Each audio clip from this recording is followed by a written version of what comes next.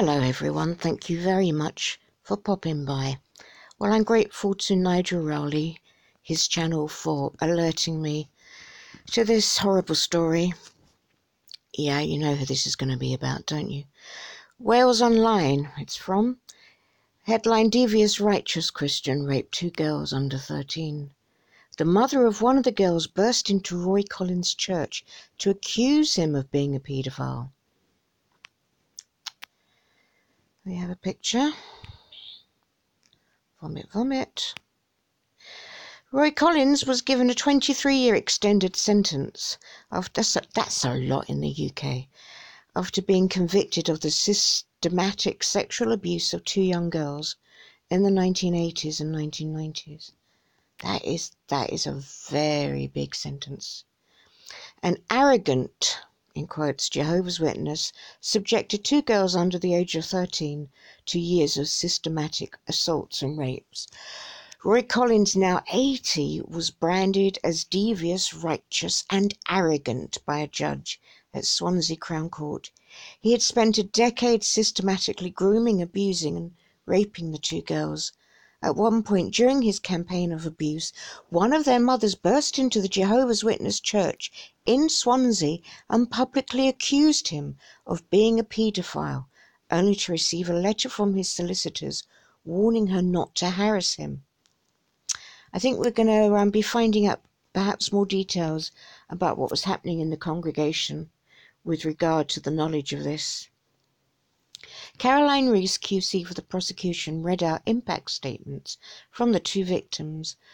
One, she said, had lived with the abuse for years before telling her family. When she did so, the news had a devastating effect on her mother. She said the abuse had a significant impact on her life, adding, "Every day I am happy if I can just make it through." In a statement, the second victim said the abuse had led her to have trouble at school and to start taking drugs to try to block out what was happening. She said her suffering and pain continues to this day. The court heard that one of the victims made a complaint about Collins in the 1990s, but he was not prosecuted. The allegations were reported to the police again in 2013, but it took 5 years for the matter to come to court. Judge Geraint Walters told the defendant that his actions during the 1980s and 90s had been truly wicked. He described Collins as a devious, arrogant and self-righteous man who had lived behind a veil of respectability, partly through his contact with the Jehovah's Witness Church. The judge said that an example of his deviousness was the fact that when the allegations against him started to be investigated, he went to his GP claiming that he had suffered erectile dysfunction for the last 30 years. Judge Walters said, "You are, in my judgment, a devious man, a self-righteous and arrogant man. You have shown no remorse whatsoever towards your victims or anybody else. You have lived the better part of your life. You have been able to do that. Your victims have not.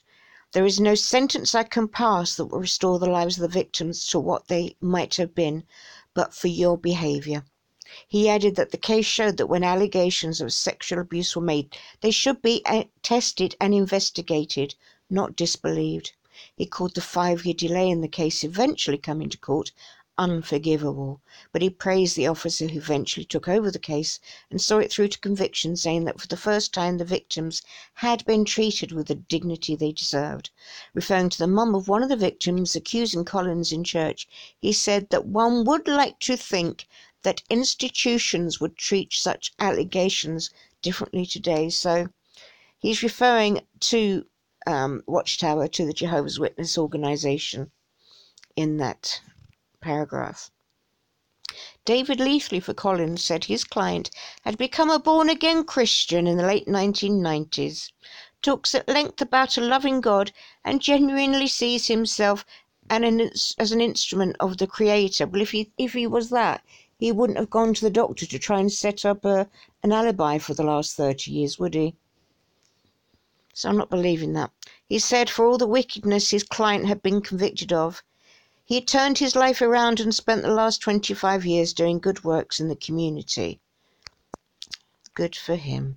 The barrister added that given Collins' age and the length of the prison sentence he would inevitably receive, it is likely he is going to end his life in prison.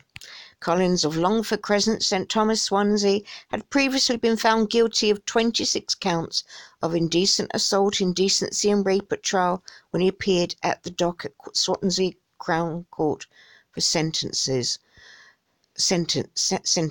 Collins was given an extended sentence of 23 years, comprising 22 years in custody and a 1-year extended licence period. Well, good luck trying to get that one, mate.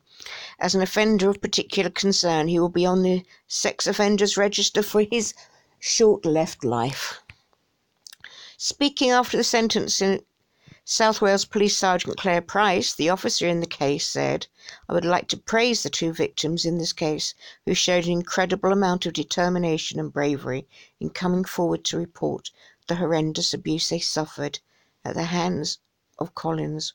Well done, Claire Price. Well done to you, and for listening to those victims.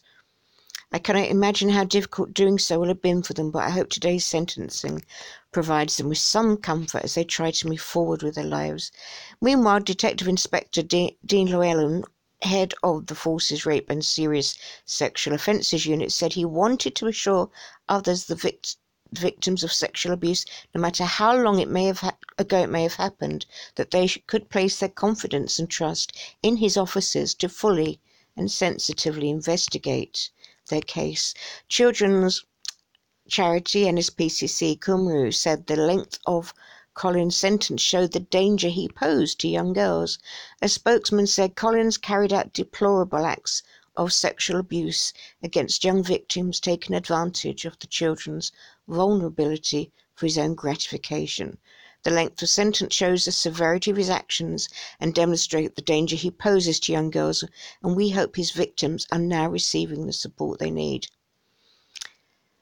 Alas, it's doubtful if one's trying to go through the NHS. It really is. Abuse ruins childhoods, but this case shows survivors can be confident to come forward and report what's happened to them, knowing that they will be listened to and that justice can be achieved no matter how much time has passed. I'm sure we all wish the 2 survivors all the best for the future, all the support they need, and respect for their telling the truth. Well done. Who knows if he's old now, but who knows what the dirty old boy will still be capable of. So they've got help, advice and support. They've got a sexual assault referral centre number, Childline, contact details for children and young people in need of support, NSPCC for anyone concerned about child safety, free, confidential. And if you are affected by these issues, affected by this story, then you keep yourself safe. You please talk to someone. Please talk to medical professionals as well. If you're a young person affected by this, please, you can talk to people all the time in confidence nowadays. They don't even have to know your name.